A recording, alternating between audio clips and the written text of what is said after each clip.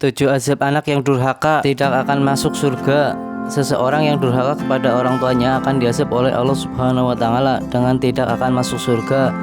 Rasulullah Shallallahu alaihi wasallam bersabda, ada 3 jenis orang yang diharamkan Allah Subhanahu wa taala masuk surga, yaitu pemabuk berat dan pendurhaka terhadap kedua orang tua, dan juga seorang dayus atau banci, orang yang merelakan kejahatan berlaku di dalam keluarganya, merelakan istri dan anak perempuannya serong. Hadis riwayat Nasai dan Ahmad. Diharamkan mencium wanginya surga. Allah Subhanahu wa taala mengharamkan seseorang yang durhaka kepada orang tuanya untuk mencium wanginya surga, padahal wangi surga dapat tercium dari jarak perjalanan 1000 tahun. Sesungguhnya aroma surga itu tercium dari jarak perjalanan 1000 tahun. Dan demi Allah Subhanahu wa taala tidak akan mendapatinya barang siapa yang durhaka kepada orang tuanya.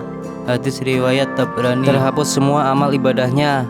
Seseorang yang rajin beribadah namun durhaka kepada orang tua, terutama ibunya, maka segala amal ibadah yang telah dikerjakan akan terhapus, sebagaimana yang diriwayatkan dalam hadis berikut. Ada 3 hal yang menyebabkan terhapusnya seluruh amal, yaitu syirik kepada Allah Subhanahu wa taala, durhaka kepada orang tua, dan seorang alim yang dipermainkan oleh dungu.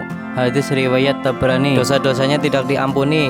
Berbuatlah sekehendakmu, sesungguhnya aku tidak akan mengampuni. Dan dikatakan kepada orang yang berbakti kepada orang tua bahwa berbuatlah sekehendakmu, sesungguhnya aku mengampunimu. Hadis riwayat Abu Nuaim. Dijelaskan bahwa Allah Subhanahu wa taala tidak akan memberikan ampunan kepada seseorang yang durhaka kepada orang tuanya. Sebaliknya, Allah Subhanahu wa taala akan mengampuni dosa orang-orang yang berbakti kepada orang tuanya. Tidak diterima sholatnya. Azab anak durhaka lainnya adalah sholat yang dikerjakan tidak akan diterima oleh Allah Subhanahu wa taala. Sebaik dan sekhusyuk apapun, Allah Subhanahu wa taala akan tetap menolak sholat anak yang durhaka kepada ibunya. Dalam sebuah hadis, Rasulullah Shallallahu alaihi wasallam berkata, Allah Subhanahu wa taala tidak akan menerima sholat orang yang dibenci kedua orang tuanya yang tidak aniaya terhadapnya. Hadis riwayat Abu Al-Hasan bin Makruf. Menerima azab di dunia. Anak yang durhaka kepada ibunya tidak hanya mendapat dosa, namun Allah Subhanahu wa taala juga akan memberikan azab dunia bagi mereka.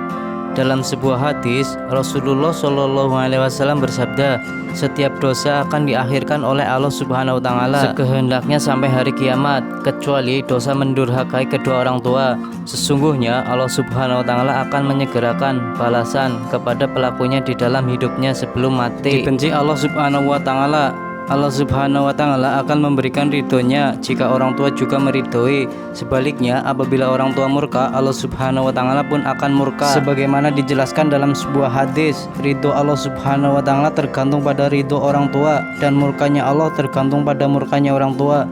Hadis riwayat Al-Hakim.